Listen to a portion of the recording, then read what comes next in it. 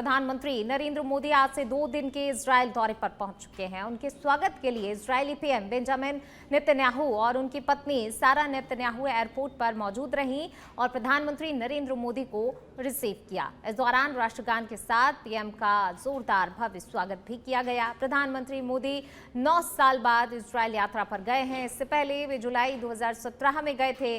PM Modi आज Netanyahu के साथ प्राइवेट बातचीत करेंगे। इसके अलावा वे आज इजरायल की संसद को भी संबोधित करेंगे। वे ऐसा करने वाले पहले भारतीय प्रधानमंत्री होंगे। इसके अलावा वे भारतीय समुदाय के कार्यक्रम में भी शामिल होंगे और टेक्नोलॉजी प्रदर्शनी का दौरा करेंगे।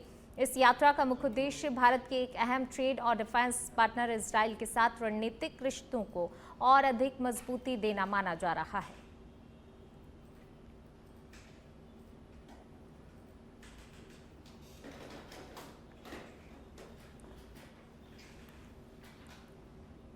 बढ़ेंगे आगे बात अगली खबर की। जयपुर से खबर, प्रदेश में अब 2 से ज्यादा संतान वाले भी पंचायती राज और शहरी निकायों के चुनाव लड़ सकेंगे। राजस्थान सरकार की कैबिनेट ने 2 संतान से अधिक वाले उम्मीदवारों के चुनाव लड़ने पर लगी रोक हटाने के लिए 2 बिलों को मंजूरी दी। कानून मंत्री जुगाराम पटेल ने बताया, कैबिनेट ने राजस्थान पंचायती राज संशोधन बिल और राजस्थान नगरपालिका संशोधन बिल 2026 को मंजूरी दी। इन संशोधनों के लागू होने के बाद अब 2 से ज्यादा बच्चों वाले उम्मीदवार निकाय और पंचायत चुनाव में भाग ले सकेंगे। मंत्री ने कहा, दोनों बिल इसी सत्र में पारित किए जाएंगे। उन्होंने बताया, जब ये प्रावधान बनाया गया था उस समय जनसंख्या नियंत्रण का मकसद था, लेकिन अब परिस्थितियां बदल चुकी हैं।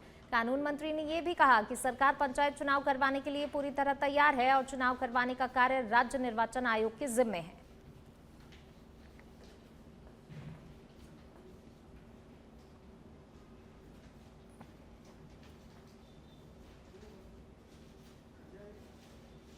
सरकारी अधिकारियों कर्मियों के प्रमोशन में 2 से अधिक संतान होने की जो बाधा थी उसको हटा दिया था और अब पूर्व में जो जनसंख्या का रेशियो 3.2 था वो इन 10, 15, 20 सालों में घटते धीरे धीरे 2 पे आ गया है।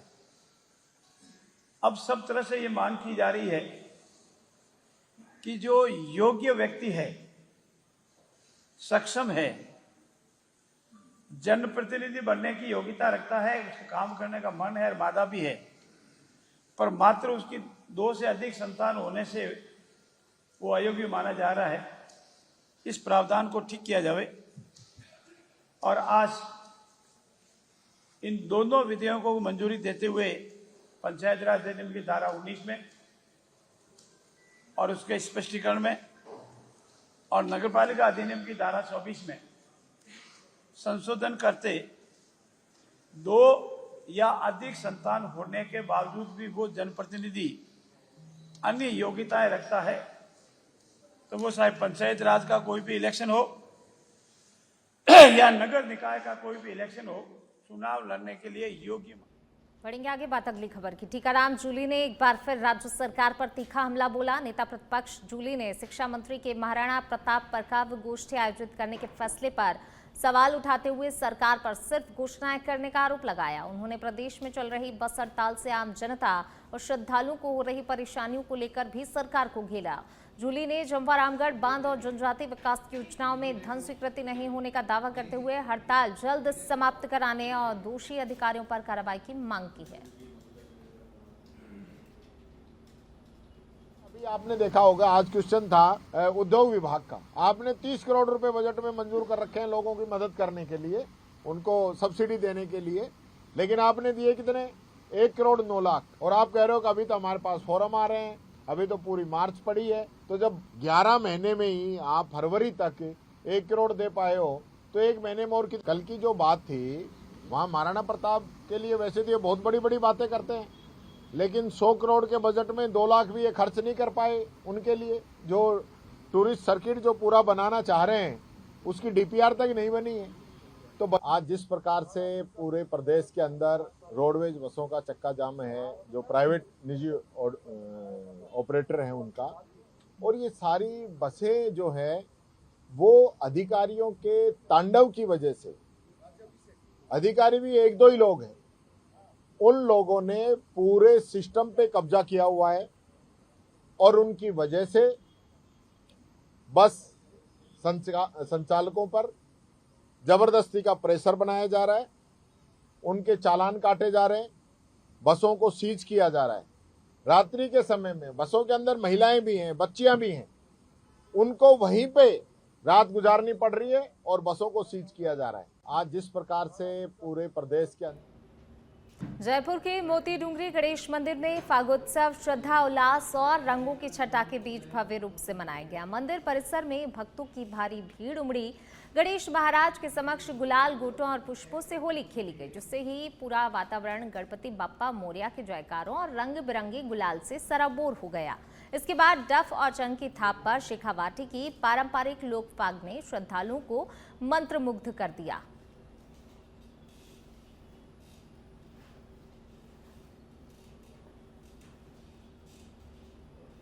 जयपुर में डीसीपी वेस्ट हनुमान प्रसाद मीणा के निर्देश पर तकनीकी शाखा ने बड़ी कार्रवाई करते हुए सफलता हासिल की है। जनवरी और फरवरी 2026 में CEIR पोर्टल और अन्य तकनीकी सहायता के जरिए गुम हुए 201 मोबाइल फोन ट्रेस कर बरामद किए गए, जिनकी कुल कीमत करीब 38,50,000 रुपए है।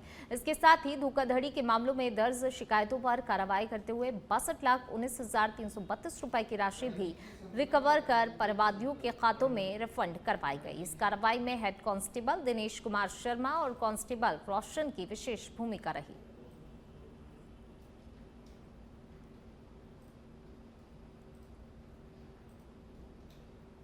खैरथल तिजारा के किशनगढ़ बस थाना क्षेत्र में मंगलवार देर रात अवैध बजरी परिवहन का हाई वोल्टेज मामला सामने आया, जिसमें पुलिस ने सूचना पाकर ट्रैक्टर ट्रॉली को रोकने का प्रयास किया। चालक ने रफ्तार बढ़ाकर करीब 15 किलोमीटर तक पीछा छुड़ाया, बैरिकेड तोड़कर भागा और रास्ते में लगातार दुर्घटना की आशंका बनी रही। बागघोड़ा ईदगाह के पास ट्रॉली पलटने पर पुलिस ने चालक को हिरासत में लिया। किसी प्रकार की जनहानि नहीं हुई, जबकि पुलिस अब अवैध खनन और परिवहन से जुड़े हुए अन्य पहलुओं की भी जांच कर रही है।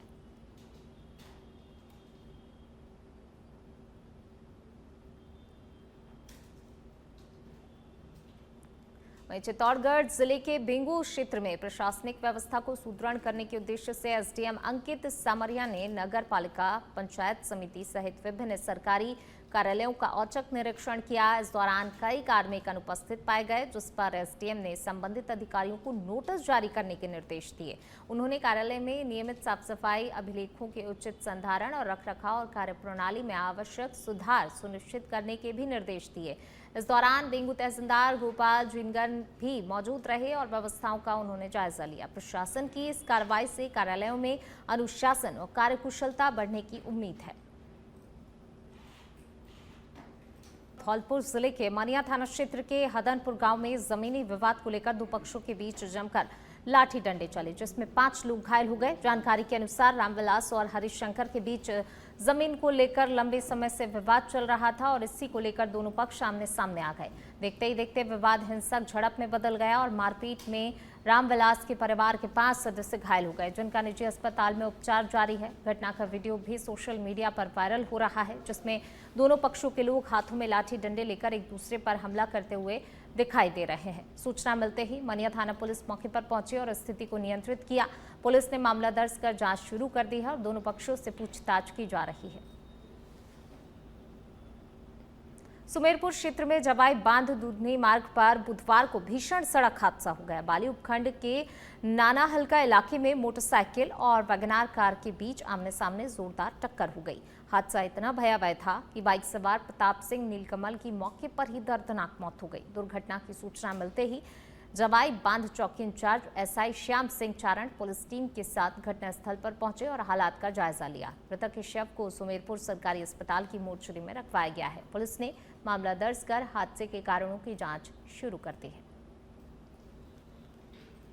जैसलमेर में निजी बस संचालकों ने परिवहन विभाग की कार्यशैली और नए सरकारी आदेश के विरोध में पिछले 2 दिनों से बसों का संचालन बंद कर दिया है, जिससे आमजन को भारी परेशानी हो रही है। प्रदेश स्तरीय बस यूनियन के आह्वान पर शहर में लंबी दूरी की बसें थम गई हैं, तो वहीं यूनियन से बाहर ग्रामीण बस संचालकों ने भी हड़ताल में शामिल होकर विरोध जताया। दरअसल राज्य सरकार ने अब वाहनों की फिटनेस केवल अधिकृत निजी फिटनेस सेंटर्स पर कराने का नियम लागू किया, जबकि जैसलमेर में फिलहाल कोई भी निजी फिटनेस सेंटर मौजूद नहीं है। इसके चलते वाहन मालिकों को अपने वाहनों को फिटनेस के लिए 280 किलोमीटर दूर जोधपुर ले जाना होगा, जिससे डीजल, पेट्रोल, टोल टैक्स, चालक भत्ता और काम धंधे के नुकसान समेत 4 से 10 हजार रुपए अतिरिक्त खर्च उठाना पड़ेगा।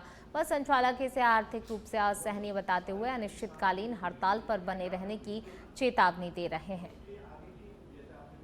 को है तो ये कैरियर की है मेन समस्या, दूसरा फिटनेस है, तीसरा आप अगर देखो तो ये जितनी भी लेबर आती है ये सब कट्टे लेके आती है, ये हम डिक्की में नहीं डाल सकते, डिक्की इतनी छोटी होती है कि उसमें सब सामान नहीं आ पाता है।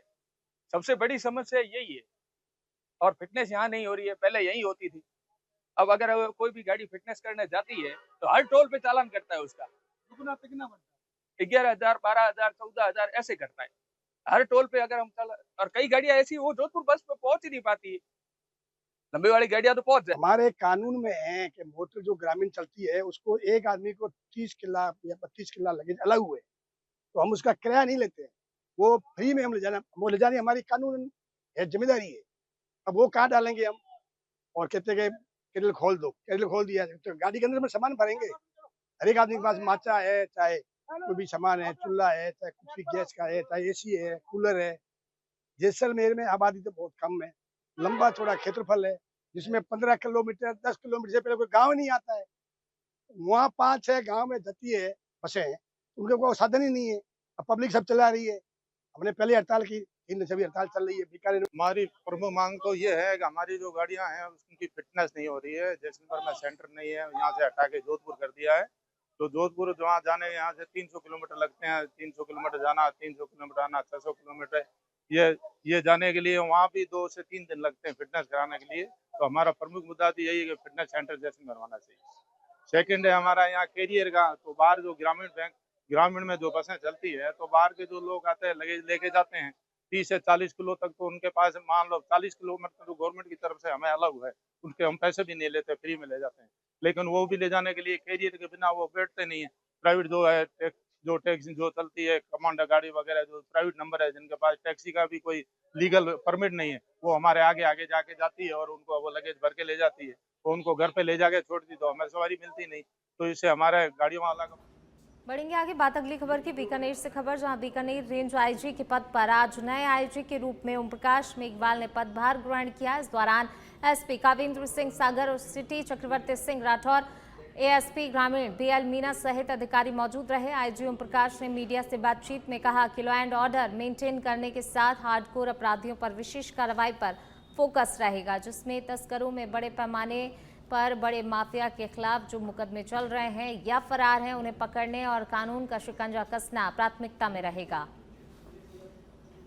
तो हर पुलिस अधिकारी की प्राथमिकता क्राइम कंट्रोल और प्रिवेंशन सभी की यही रहती है, लेकिन विशेष रूप से मेरा ये मानना है कि जो हार्डकोर क्रिमिनल्स हैं, एनडीपीएस के स्मगलर हैं या एक्साइज के स्मगलर हैं या जो बड़े माफिया हैं फिरौती मांगने वाले, उनके खिलाफ जो केसेस चल रहे हैं, कोई फरार है, उनको गिरफ्तार करना और गिरफ्तारी के साथ। बढ़ेंगे आगे। बीकानेर के बज्जू से खबर, किसान के घर में लगी अचानक आग, आगजनी से घर में रखा सारा सामान जलकर हुआ राख। आगजनी के कारण नहीं हुए अभी तक स्पष्ट आसपास के ग्रामीण। मौके पर पहुंचे ग्रामीणों ने अपने स्तर पर आग पर काबू पाया। घर में रखे अनाज, कपड़े, फर्नीचर सहित अन्य जरूरी सामान भी जलकर राख हो गया। पीड़ित परिवार को आर्थिक सहायता देने की मांग अब की जा रही है। झुंझुनू जिले के पिलानी थाना क्षेत्र में एक महिला की 8 महीने से बरामदगी नहीं होने पर अब मामला गर्मा गया है। डुलानिया गांव की माया मेघवाल के परिजन और ग्रामीण कलेक्ट्रेट के सामने अनिश्चितकालीन धरने पर बैठ गए हैं। परिजनों का आरोप है कि 12 जून 2025 से लापता महिला की तलाश में पुलिस की कार्रवाई बेहद धीमी रही है। गुस्साए परिजनों ने चेतावनी दी कि जब तक महिला का पता नहीं चलता तब तक उनका आंदोलन लगातार जारी रहेगा। लोग यहाँ पिलानी विधानसभा क्षेत्र का डुलानिया गाँव है, वहाँ से एक जोधाबास की बेटी है, दुलानिया की बहू है माया मेघवाल, पिछले 8 महीनों से लापता है, जिसकी एमपीआर हमने उसी महीने में दर्ज करवा दी थी, 6ठे महीने की 13 तारीख को। 6ठे महीने की 12 तारीख 2025 से वो घर से लापता है। हमने अपने बयानों में बता भी दिया कि संबंधित लड़की के साथ वो गई है। पुलिस ने अभी तक कोई कार्रवाई नहीं की है। पुलिस की लापरवाही और उदासीनता के विरुद्ध हम लोग यहाँ भूख हड़ताल। लक्ष्मणगढ़ उपखंड कार्यालय में एसडीएम मोहर सिंह मीणा की अध्यक्षता में राजनीतिक पार्टियों के प्रतिनिधियों की बैठक में पंचायती राज चुनाव 2026 के लिए फाइनल वोटर लिस्ट जारी की गई। मीणा ने बताया कि बलारा पंचायत समिति के 20 ग्राम पंचायतों में 68,762 और लक्ष्मणगढ़ पंचायत समिति के 25 ग्राम पंचायतों में 89,821 मतदाताओं के नाम शामिल हैं। कुल मतदाता संख्या 1,58,583 है। बैठक में नवरंग चौधरी, राकेश सिहा, गोपाल लाटा और पवन कुमार सैनी सहित अन्य प्रतिनिधि मौजूद थे। मीणा ने बताया कि लक्ष्मणगढ़ निकाय चुनाव की मतदाता सूची की आपत्तियां 22 मार्च तक आमंत्रित की जाएंगी। बलारा और पंचायत समिति लक्ष्मणगढ़ के सभी वार्डों की वोटर लिस्ट तैयार करके उसका अंतिम प्रकाशन किया है। उसी के संबंध में समस्त राजनीतिक दलों की बैठक आज बुलाई गई, जिसमें उनको वोटर लिस्ट की एक कॉपी उपलब्ध करवाई गई सभी राजनीतिक दलों को, और साथ ही आगे आने वाले नगरीय निकायों के चुनाव, इसमें नगरीय पालिका लक्ष्मणगढ़ के चुनावों के संबंध में मतदाता सूचियों की तैयारी के संबंध में भी सबको अवगत कराया गया। इसकी आपत्ति आमंत्रित ड्राफ्ट पब्लिकेशन के बाद हम 22 मार्च से करेंगे, इस बारे में भी सूचना दी गई और उनको वोटर लिस्ट पंचायती राज के संबंध में डिडवाना में जिला जल एवं स्वच्छता मिशन की मासिक बैठक जिला कलेक्टर डॉक्टर महेंद्र खड़गावत की अध्यक्षता में कलेक्ट्रेट सभागार में आयोजित हुई। बैठक में जिले में पेयजल व्यवस्था, जल जीवन मिशन के कार्य, अवैध नल कनेक्शन पर कार्रवाई और अन्य संबंधित कार्यों की समीक्षा की गई। जिला कलेक्टर ने आगामी गर्मियों को ध्यान में रखते हुए जिले में पेयजल आपूर्ति का सुचारू प्रबंधन सुनिश्चित करने, समर कंटीजेंसी प्लान तैयार रखने, आवश्यकता अनुसार टैंकर से पेयजल आपूर्ति करने और टैंकर संचालन की प्रभावी मॉनिटरिंग करने के निर्देश दिए। उन्होंने अवैध नल कनेक्शन पर नियमित सख्त कार्रवाई करने, बकाया राजस्व की वसूली करने और पेयजल संबंधी शिकायतों का त्वरित निस्तारण करने के लिए अधिकारियों को आवश्यक दिशा निर्देश दिए। जोधपुर में सामाजिक कार्यकर्ता सोनम वांगचुक की रिहाई की मांग को लेकर कई संगठनों ने सेंट्रल जेल के बाहर प्रदर्शन किया। पुलिस ने मोहनपुरा पुलिया के पास बैरिकेडिंग कर प्रदर्शनकारियों को रोका और सुरक्षा के मद्देनजर 2 प्रमुख कार्यालयों के रास्ते भी बंद कर दिए। प्रदर्शनकारियों ने नारेबाजी करते हुए कहा कि सोनम वांगचुक सरकार के दबाव में जेल में है और उन्हें जल्द रिहा किया जाना चाहिए। बैरिकेडिंग के कारण जोधपुर के डिस्कॉम CMHO कार्यालय और अन्य स्थानों पर काम करने आए लोग भी परेशान हुए।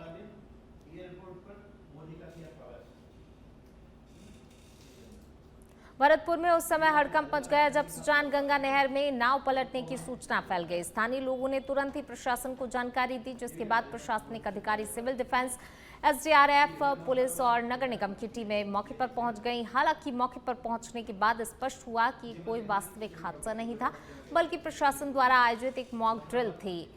ADM सिटी राहुल सैनी ने बताया कि इस अभ्यास का उद्देश्य आपातकालीन स्थिति में राहत एवं बचाव कार्यों की तैयारियों को परखना था।